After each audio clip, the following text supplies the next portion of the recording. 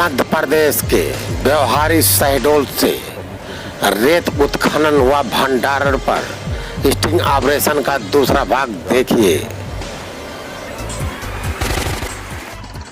ये इधर देखा जा सकता है सीधे सीधे ये एकदम अतिशयोक्ति होती हुई दिखलाई दे रही है। ये अतिशयोक्ति है, ये इसे हम कहेंगे उत्खनन की अतिशयोक्ति। अब क्या कहेगी व्यवहारी प्रशासन और क्या कहेगा यहाँ का जो शासन प्रशासन है, खास तौर पर वो माइनिंग डिपार्टमेंट में बैठे हुए शहडोल के अधिकारी जो आते किस काम के लिए, जाती किस काम के लिए, कुछ मालूम नहीं है। अतिशयोक्ति कैसे मैं कह सकता हूँ, आइए आगे आइए देखिए अतिशयोक्ति आपको दिखलाता हूँ। The whole India is watching this and the whole Bihar is watching this. This is sand excavation, illegal work of sand. ये देखा जाए, यहाँ पर देखा जाए पैर भी पूरी तरह से यहाँ पर इतना ज्यादा कष्ट सहन करके ये मेरे पैर इसमें अभी समा नहीं रहे हैं। इतना ज्यादा कष्ट सहन करने के बाद में मैं रात में केवल और केवल अपने क्षेत्र की सुरक्षा के लिए, अपने देश की सुरक्षा के लिए और प्रकृति के संतुलन को बनाए रखने के लिए, क्योंकि पर्यावरण के कुछ ही बिंदु होते हैं, जल, जंगल, जमीन, जीव जंतु, जो कि इन रेतों के कारण जल स्तर के बने रहने से ही वो पनपते हैं।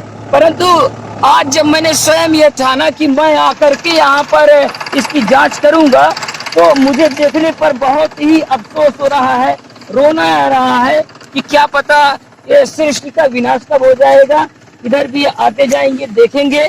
कहने के लिए शासन बहुत लंबे चौड़े वादे करती है, शासन प्रशासन को तो बोलती है, फिर बतलाया जाएगा कि हमने जो है तो इतने हाई बार रेट पकड़े उतने। तो ये टांगर के अंतर्गत ही आ रहा है, ये भी टांगर की दूसरी जगह है। देख सकते हैं कम से कम 5 से 6 हाईवे यहाँ पर पूरी तरह से रखे हुए हैं। ये आप इधर फोकस करिए, दिखाइए थोड़ा सा, इधर दिखाइए, ये इधर दिखाइए। अब दूसरा क्वेश्चन हमारा यहाँ पर यह है कि अगर मध्य प्रदेश खनिज गौण अधिनियम की धारा लगाई भी जाती है या अवैध उत्खनन की धारा लगाई जाती है, उसके बाद ट्रक या ट्रैक्टर को छोड़ा जाता है, हम कहते हैं कि उसमें पुलिस पर्यावरण सुरक्षा अधिनियम की धारा भी लगाए, क्योंकि वो भी आवश्यक है। पर्यावरण सुरक्षा की धारा लगाना जरूरी है।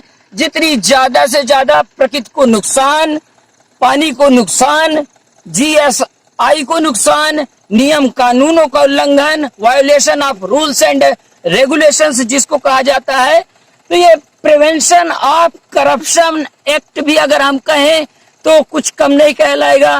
प्रिवेंशन ऑफ मनी लॉन्ड्रिंग भी कहें तो भी कम नहीं कहलाएगा ये।